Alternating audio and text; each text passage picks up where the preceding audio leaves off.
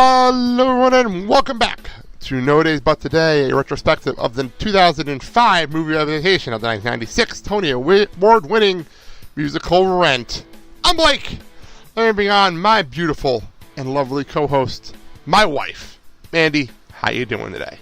I'm good. How are you? Doing good. Welcome back from the summer break. We took the month of August off so we can go on vacation and relax. And when I relayed out the show, I realized we were going to end this show going every other week on Fridays when Rent Live happens on Fox. Oh, that's exciting. Which is really cool. So our series finale will actually be us talking about Rent Live. So that'll be cool. I do want to bring up a little bit of news.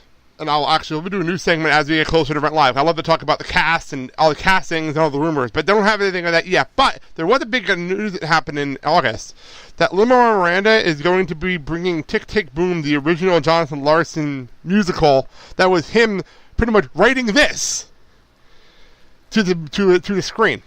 Oh, wow. Yeah. That's a pretty big deal. I was joking around. Lin-Manuel Miranda can do whatever the hell he wants, pretty much, I think, at this point. Oh, yeah. Because he's Lin-Manuel Miranda. I mean, he's doing that. He's doing Mary Poppins. He's writing new songs for Little Mermaid. In the Heights. Doing In the Heights coming in the theaters next year. Like, there's so much going on. But he took the time to say, I want to do this too. Okay. Cool. And eventually Hamilton's going to be shown somewhere. I'm still waiting for them to say, because they filmed the original cast of Hamilton, and they still haven't released it. Yeah. So that's out there too. So that's happening eventually one of these days. So, all right. Well, we are not here to talk about Hamilton, and we're not here to talk about Tick, Tick, Boom. We are talking about Rent. And where we last left you, we were going into the second half of Christmas Day. And we were just jumping over to the Cat Scratch Club when we left you. So we have a lot to get into. It's only 2 songs, but a lot happens in these 2 songs. First of all, we were at the Cat Scratch Club. And despite efforts and people making things up online, there is no Cat Scratch Club anywhere. Damn. There's not one in New York, in the East Village. There's not one in this country at all. And people were actually making pretend like they made some pretend like I forgot what websites they were, but like here's this Cat Scratch Club at Albany, New York. Not a real place. Not a real place. So not a real place, but it definitely was playing off of New York in the 80s, where these dance clubs and strip clubs were everywhere. So that's pretty much what this is playing off of. We cut inside, and pretty much the next 2.5 minutes is Rosario Dawson doing a pole dance. Yep, in which I lose my husband. For about 2.5 minutes. But that's the first half of the song. But there is stuff going on in the background. And I did write... you have to see, my notes are actually extensive for this because there's a lot more going on. I wanted to do background, not just talking about Rosario. There's a lot of background stuff going on. But I did write down that she's wearing a black two-piece with black heels with red trim. It's like I could pay attention to her outfit because I wrote it down. But that's enough about Rosario for a while. So, wow. The song, though, is one of your... I know Out Tonight is the song we're getting into, and it's one of your favorites because you did a karaoke a lot. Yes, I do. I really enjoy that song. Yes, it's actually one of the actual rare solos in this movie, I think, right? There's not many solos in this movie. I think One Song Glory was really one of the other ones. Yeah. And Halloween, I think that was the only solos in here. Yeah, I think so. Jeez. And Halloween's not even officially in the movie. Officially. So we'll get to that, though, in the future. I personally love this song. I also love the fact that it's a storytelling song. It's backstory for her character. There's so much to this song. And on the Broadway stage, there's not as much going on the Broadway stage because you can't do as much. No, you can't. On Broadway. And also the outfit's different on Broadway. You can't be as risque as you can in this movie. Yeah. And I'm not going to lie. I remember I was watching it in the movie theater, and she hits that split, and we were both like, how the hell did they get away with that? How the hell did they get away with this in this movie? This is 2005. You're not getting away with that now. 13 years later, you're not getting away with that split at all in this dancing at any level at a PG-13 movie. No.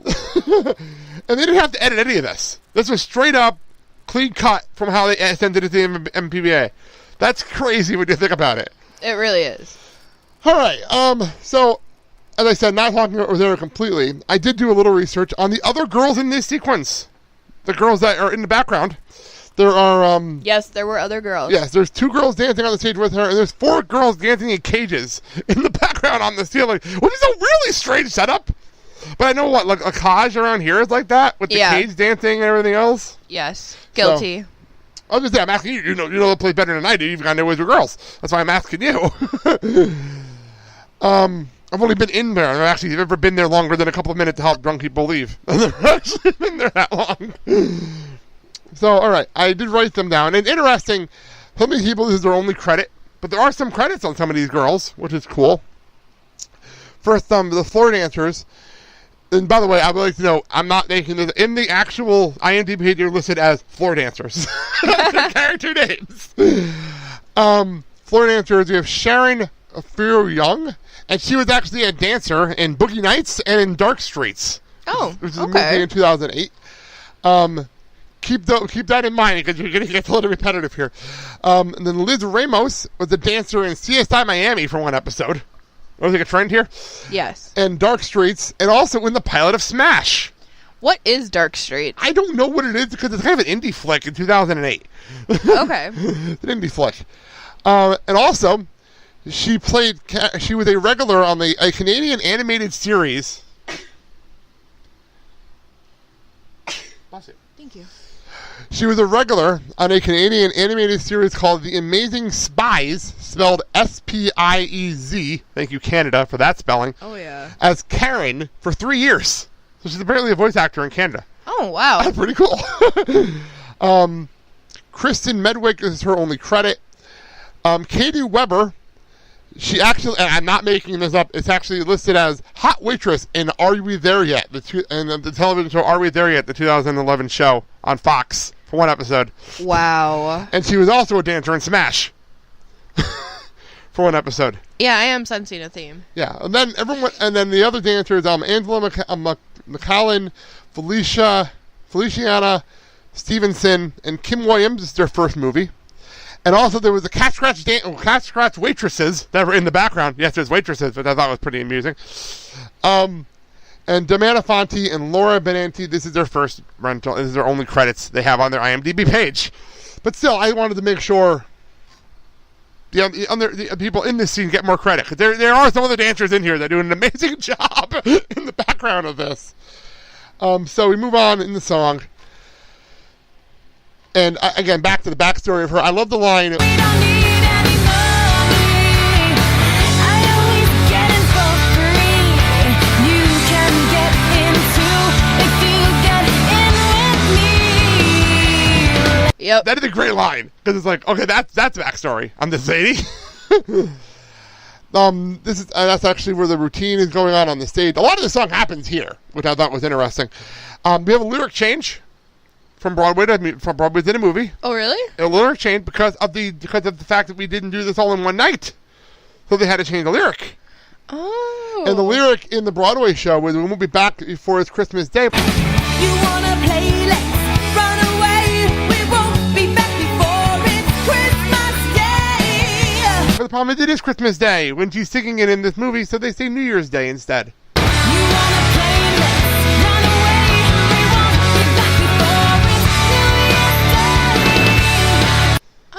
Oh, I didn't even notice that. Yeah, I caught that the first time I listened to the soundtrack. I mean, I know the soundtrack so well.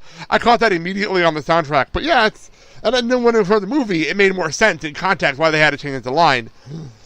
And then the other part of this, which there is no way in hell that this would be in a PG-13 movie in 2018, not the leg splits, but the moment when she grabs the guy's hat and grabs her crotch. Oh, yeah. Oh, my God. Like, whoa. As she's meowing in the song. Meow. I'm like, wow, that would never you could never pass that in a movie now. There would be so much shit for that nowadays. A male director doing a scene like that nowadays, oh my God, there'd be so much shit for it. Oh, for sure. So, this is where we go outside. And the emptiest alley in the history of mankind in New York. Wait, they go outside. There you go, very nice. We go outside, and I think it's funny that there's like two people walking by her, and then she's literally going down an empty alley in the middle of East Village. That's it. I mean, we were in New York. There's never nobody on the street. Like exactly. Even earlier in the movie with Angel in college, there was people on the street. And not even a homeless person? Yeah, especially in the East Village. That's the whole thing of this movie. Exactly. I even paused the frame for a second. There's nobody in this frame but her. And I understand why, for artistic reasons. Why? Because it made for a cool moment. And it almost felt like a Mary Tyler Moore moment, because she almost picked her hat up like Mary Tyler Moore at one point when I paused the frame. It was actually pretty funny. So we get up, she continues on, and I always love a good song that could take you to like multiple locations in one song. Oh, yeah. We go from work outside, now we're at her loft. Which is a big-ass loft in this place. Every loft is huge here. In the evening, I've got to roam. Can't sleep in the city of neon and chrome. Feels too damn much like home when the Spanish babies cry. That's rather specific. That's what we're going on here. Yes. Very specific. She climbs out on the balcony, and I like the detail that the Christmas lights are on behind her, but it's not in her window. It's the window next to hers. Which I like that detail. At this point, she's actually changed. She's actually in the more Mimi-like look of the black dress stockings in this movie, in this universe. It makes more sense for her. And apparently, you know that scene when she's on the outside during Out Tonight and she's hanging from the banister and doing that whole pose and everything else? She didn't want to wear wires. Oh, wow. They made her wear wires for insurance reasons. Oh, that does make sense. Because she's such a big star, I didn't want to. That her company made her wear wires. Okay. She didn't want to do it because she figured she could do the balance. She can balance. She used to be a dancer. She knows how to balance herself, but they wouldn't let her. So they had to edit the wires out in post. Unfortunately, that's the thing they had to do. I love the fact she trusts herself, by the way, though, enough to do something like that. Yeah. So then we continue on with the song. Again, another location change, because she's literally climbing down the ladder outside, down the emergency balcony ladder to Mark and Roger's loft. So much going on in this song. And at this point, she's literally outside his window. Which, by the way, I made a note here. They never lock that damn window, do they? No. They never do. So I had to pause this because I was looking at facial expressions in this because it's actually pretty fucking funny. Because we get up to the loft. Roger's doing his thing with the guitar, usual. And Mimi's just singing through the window. And I enjoy the part in the actual, cause on the soundtrack you don't notice, but in the movie they actually did have a little muffling in because he's behind the window. Nice detail work on the editing job there. But all of a sudden you see Roger's face like, what the fuck is she doing here? Like, he's singing to him, and his reaction is like, what? Ay. So she welcomes herself in because, well, she can. We continue on, and Mimi enters. Roger's in shock. Absolute shock. And she crawls across the table. She finishes up the song, pulls something out of her pocket, and then kisses Roger. Which is the end of Out Tonight. On the commentary track, by the way. This is Chris Columbus being the director on the commentary track, which made me laugh a couple of moments here. First of all, Chris Columbus was apparently, when watching back the movie in editing, he thought people would be confused onto what she was taking out of her pocket because they never explained it until the next song. I really don't think you need to be worried. I know. And this is the exact quote from Chris Columbus goes and says, people be confused what's in her pocket. Was it drugs? Was it a condom? He actually said that on the commentary track. And Anthony Rapp and Adam Haskell, who were on the commentary with him, both said they always assumed it was drugs, which is why Roger gets pissed. Yeah, that's... Also, a little editing note here, which I love this kind of stuff.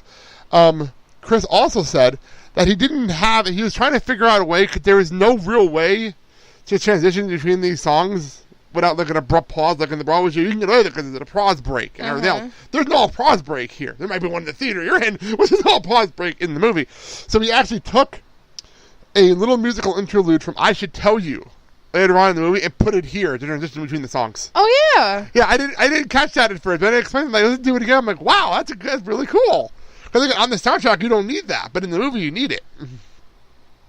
And that transitions to one of my favorite songs, Another Day. Which is also another one of my favorite songs. I knew this was going to be the block of songs that we